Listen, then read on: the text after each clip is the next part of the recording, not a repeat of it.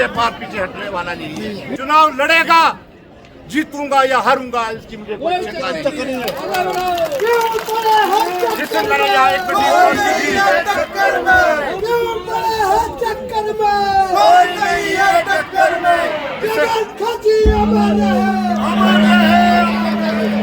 इससे पूर्व कोई 2 महीने पहले मैंने यहाँ एक मीटिंग कॉल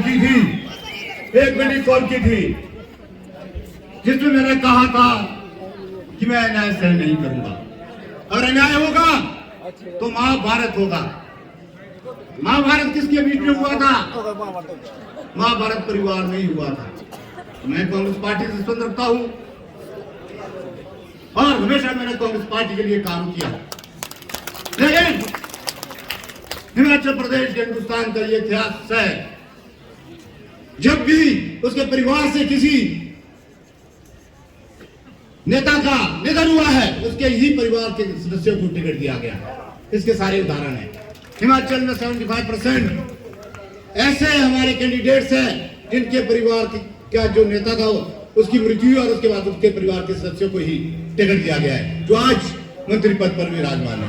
लेकिन मेरे साथ यह न्याय हुआ, जब मेरे पिताजी स्वर्गीय जय बिहारी लाल खाजी जी का निधन हुआ तो मुझे ही टिकट से वंचित किया गया। मैं पूछता हूं ऐसा क्यों? उसके उपरांत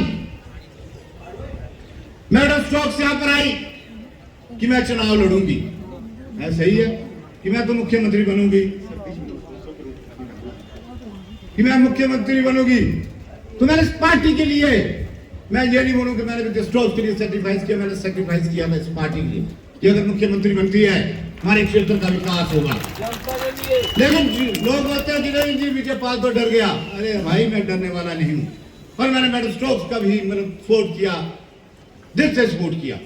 पर आपको मालूम ही है 3 चुनाव मैडम स्टोक्स ने लगातार जीते।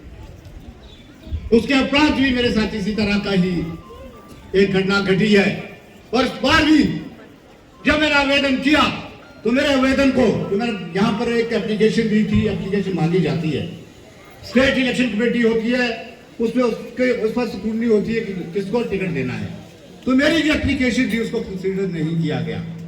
यहाँ तक कि जो नेता थे वहां पर उस कमेटी में मेरे सारे जानने वाले हैं, जब मैंने उनसे पूछा कि मेरी एप्लीकेशन को कंसीडर क्यों नहीं किया गया, तो उनको यह भी मालूम नहीं था कि मैंने एप्लीकेशन भी दी थी। तो मैंने उससे जैसा कहा कि अगर अन्याय होगा, अन्याय के खिलाफ लड़ूंगा, और वही बात मैं आज सामने कर रहा हूं। मैं महाभारत की तरह अन्याय के साथ लड़ रहा हूं, और न्याय और ये अन्याय की लड़ाई, और मैं समझता हूं कि हमेशा न्याय की जीत होती है, बेशक देर से हो पर होती हमेशा। बीच में थोड़ा सा आप लोगों को ये कहना चाहता हूं कि यहाँ खाने का भी प्रबंध है, आप सभी लोगों ने खाना खाकर ही यहां से जाना है। ये समय है अभी का, जिस तरह नेहरू साहब ने कहा कि ये जो मौका है इस मौके को मत गवाइए। ये बात मुझे पाल की नहीं है, ये बात को मार्सन, शांगरी, कोटगढ़ या सभी क्षेत्र के सम्मान किया है, उन लोगों के सम्मान की है जिनका सच्चाई के प्रति और ईमानदारी के प्रति प्रबल इच्छा है। जिंदगी में हम हमेशा ईमानदारी से ही काम करते रहे और कभी भी बेईमानी का सहारा नहीं लिया। अगर आप चाहते हैं कि एक ईमानदार आदमी विधानसभा जाए तो आप, क्योंकि न्याय आप करते हैं, जो पब्लिक होती है वो सबसे बड़ी कोर्ट होती है, सुप्रीम कोर्ट बोलो या आप इसको आप राष्ट्रपति भी बोल सकते हैं, क्योंकि पब्लिक जो निर्णय करती है वही अंतिम निर्णय होता है, उसके विरुद्ध कोई अपील और दलील नहीं होती। तो इसलिए आपने जो भी निर्णय लेना है, मैं आप लोगों को नहीं कहूंगा, जो यहाँ पर जनता भी नहीं है, आप सभी लोगों ने जो निर्णय लेना है उस निर्णय को सोच समझ कर लीजिए, वरना बाद में पछताना पड़ेगा। अभी तो बहुत सारे आते हैं, बहुत सारे लोग आते हैं, बहुत सारे लॉलीपॉप देंगे कि फलाना आदमी तो ये बनेगा, फलाना आदमी ये बनेगा। जब वो बन जाता है तो फिर आपको अंदर जाने की भी परमिशन नहीं होगी। बड़े बड़े स्टार प्रचारक आएंगे, लेकिन मेरे स्टार प्रचारक कौन है? मेरे स्टार प्रचारक तो आप लोग हैं, आप लोग हैं स्टार प्रचारक। मेरे पास कोई नहीं है, मेरी जो आम जनता है, आम आदमी हूं।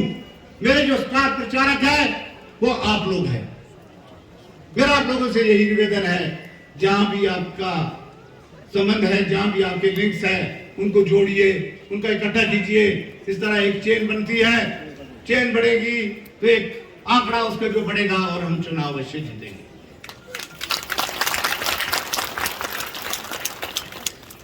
मेरा युवा शक्ति से भी यही आग्रह है और मेरी जो मातृ शक्ति है उनसे भी मेरा यही आग्रह है, बुजुर्गवार है।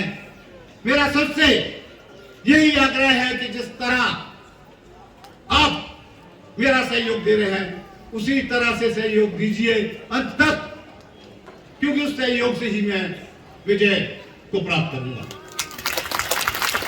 मैं हमेशा आप लोगों के साथ रहा हूं, रह भी रहा हूं और रहूंगा। जिस तरह जो संगठन ने कहा है, मैं कभी जनता से दूर नहीं हुआ।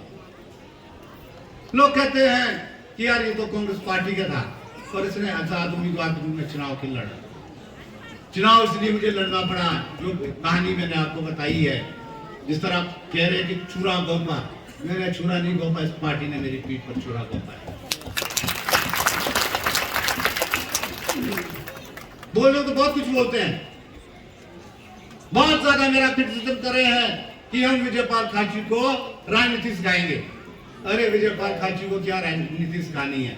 मेरा तो जीवन बीत गया है राजनीति में। राजनीति में जीवन तुमको है, मैं अब राजनीति का मैं तो हेडमास्टर बन चुका हूँ, अब तो रिटायरमेंट भी हो रही है। और तुम मुझे कहते हैं कि हम विजयपाल खाची को राजनीति सिखाएंगे, क्योंकि मेरे घर में जो राजनीति का स्कूल होता था वहां आते तो वहां सीखते थे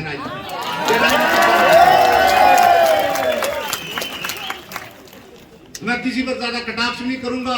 जितने भी हमारे यहाँ पर कैंडिडेट्स हैं मैं उनको भी शुभकामनाएं देता हूँ, मैं सबको पूरी शीश देता हूँ,